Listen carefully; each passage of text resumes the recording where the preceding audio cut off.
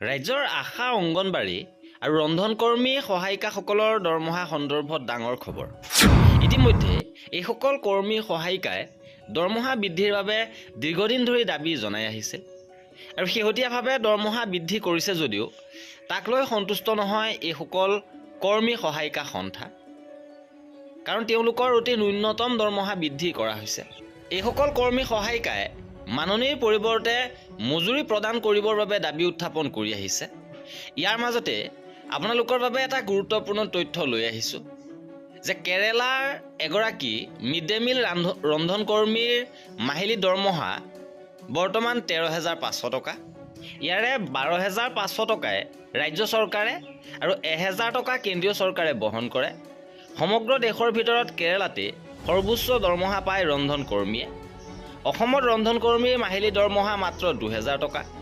ৰন্ধনকৰ্মীৰ দৰমহাৰ ক্ষেত্ৰত দ্বিতীয় স্থানত আছে তামিলনাডু। তাত মাহে 11,500 টকা দিয়ে। ইয়াৰ বেছি অংশই ৰাজ্য চৰকাৰৰ।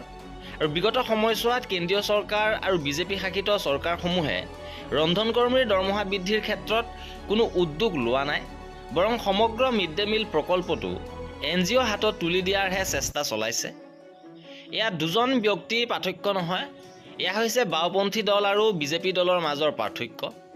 মহিলা সবলীকৰণৰ বৰ কথা কোৱা অসম চৰকাৰে ৰাজ্যৰ 1,06,000 ৰন্ধনকৰ্মীক কেনেকৈ প্ৰতাৰণা কৰিছে এই কথা স্পষ্ট প্ৰমাণ কৰে। অকল ইমানেই নহয়, আশা অংগনবাড়ী কৰ্মীসকলৰ মাজতো একেই কথাই প্ৰযোজ্য হৈছে। অতি ন্যূনতম মজুৰিৰে তেওঁলোকক ব্যৱহাৰ কৰা হৈছে।